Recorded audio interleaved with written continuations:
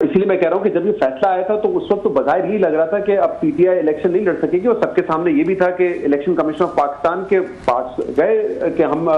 Election commissioner, ये 11:30 बजे फैसला है, इलेक्शन कमिश्नर ने 12 बजे सिंबल अलॉट कर दिए, बल्कि 12 बजे तो ऑफिशियली किए थे, ये तो उससे पहले ही उन्होंने शाम को ही बता दिया था कि पीटीआई के किस रहनुमा के पास क्या सिंबल होगा, यानी वो अपना जहन बना चुके थे उसी वक्त। तो ये अब एक जो बात सुप्रीम कोर्ट के जजेस की जानिब से की जा रही है कि इंटरप्रिटेशन गलत हुई थी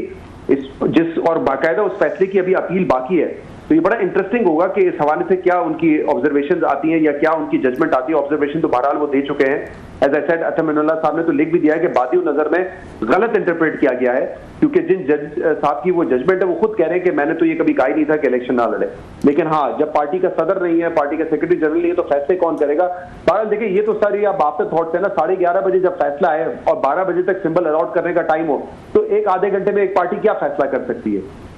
तो कल हम ये तवक्को रखें कि इलेक्शन कमीशन ऑफ पाकिस्तान जो है इसको रगड़ा लगाएगी, ये सुप्रीम कोर्ट ऑफ पाकिस्तान, अब उनके पास ये ऑप्शन रह गया है अपनी जान छुड़ाने का, कि हमारे पे जो तनकीद आ रही थी कि हमने शायद इलेक्शन नहीं लड़ने दिया, सिंबल वगैरह ले लिए, तो सारे का सारा उस पर डाल दें या इलेक्शन कमीशन ऑफ पाकिस्तान पे डाल दें और उन्हीं को कुर्बानी का बकरा बनाएं। अब तक की तो ये लगता है पिछले कुछ दिनों की प्रोसीडिंग से कि नज़ला सारा इलेक्शन कमीशन ऑफ पाकिस्तान पर गिरने वाला है, और फैसले हालांकि वहाँ जी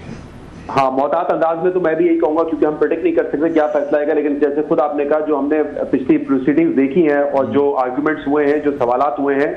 उससे तो बाज़ाहिर यही लगता है कि कई जजेस हैं जिनकी राय में ये बात सामने आ सकती है कि इलेक्शन कमिश्नर ऑफ पाकिस्तान ने इस फैसले को इंटरप्रेट ठीक नहीं किया। लेकिन उसके बाद क्या होगा कि अब पीछे जाके सारे मामला को दोबारा देखा जा सकता है, इलेक्शन तो नहीं हो सकते। तो मेरे ख्याल से जो भी, अगर हम पीछे भी जाएंगे तो पोस्ट इलेक्शन जाएंगे, तहरीक इंसाफ इलेक्शन का हिस्सा नहीं बनी, उसको आप नहीं चेंज कर सकते। लेकिन क्या जजेस इस हद तक जाएंगे कि ठीक है गलत इंटरप्रिटेशन की वजह से पीटीआई में शामिल होने का इनको मौका नहीं मिला, लिहाजा ये इंडिपेंडेंट जो है अब इनको मौका दिया जाए कि ये पीटीआई में शामिल हो, क्योंकि बहरहाल पीटीआई एक सियासी जमात थी। क्या ये फैसला आएगा या ये फैसला आएगा कि नहीं सुन्नी इत्तेहाद काउंसिल में अगर इन्होंने अब शमूलियत इख्तियार कर ली तो वहां सीटें दी जाएं, या इन दोनों जमातों को नहीं मिल सकती। मेरे ख्याल से चंद घंटे ही रह गए, 12-14 घंटे देख लेते हैं। अच्छा ये भी मुमकिन है, क्योंकि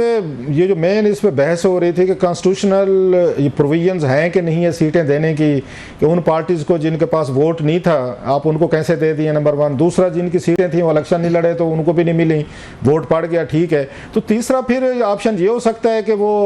इसको ये पार्लियामेंट को भेजें कि भाई साहब इस मामले को आप खुद देखें, क्योंकि इसमें कोई कानून नहीं है, कोई लॉ नहीं है, क्लैरिटी नहीं है, तो आप इस पर कानून बना सकते हैं या कोई नया बिल ला सकते हैं, इसको कैसे सेटल करेंगे। एक ऑप्शन इनके पास सेफ रूट तो ये भी हो सकता है कि जान छुड़ाने के लिए कितना बड़ा मैस क्रिएट हो गया है कि वो उसमें अगर उनके एंड पे गलती है, इलेक्शन कमीशन के एंड पे है, किसकी इंटरप्रिटेशन की गलती है, तो मेरा ख्याल बेस्ट वे तो ये हो सकता है इनके लिए कि पार्लियामेंट को भेज दें कि भाई साहब आप देखें कि इसमें तो कानून ही मौजूद नहीं, हम फैसला कैसे करें।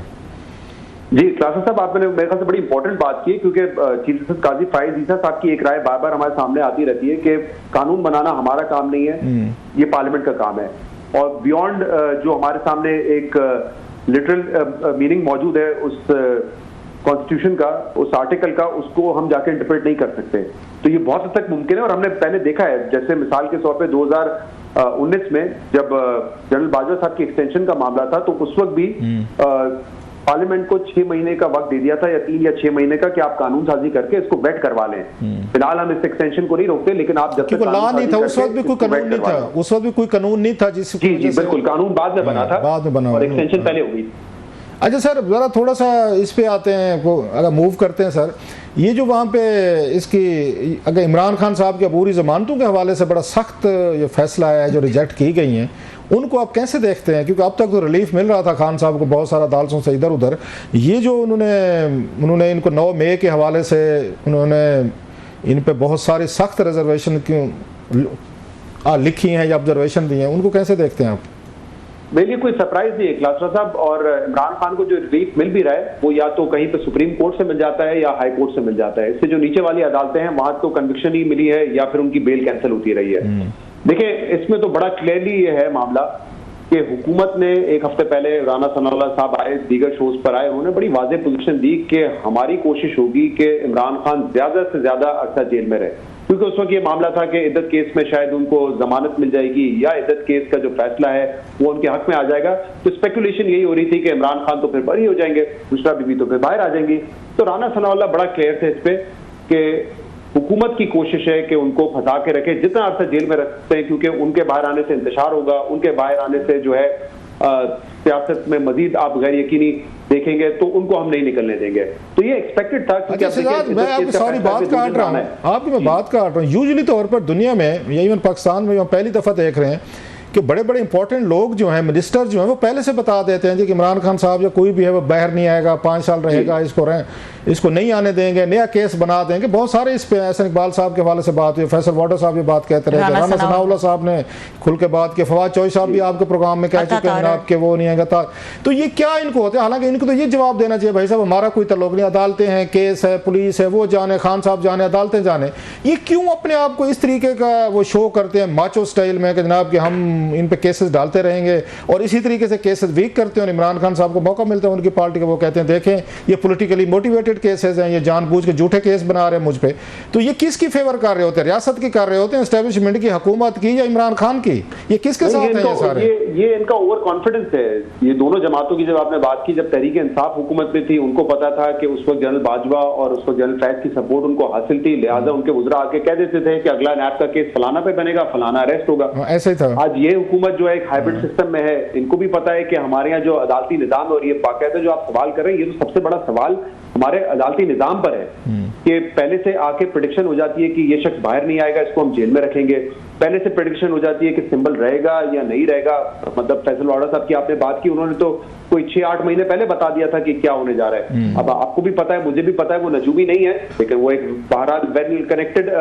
सियासी शख्सियत है। तो ये हमारे अदालती निजाम पे सबसे बड़ा सवाल है कि यहाँ पे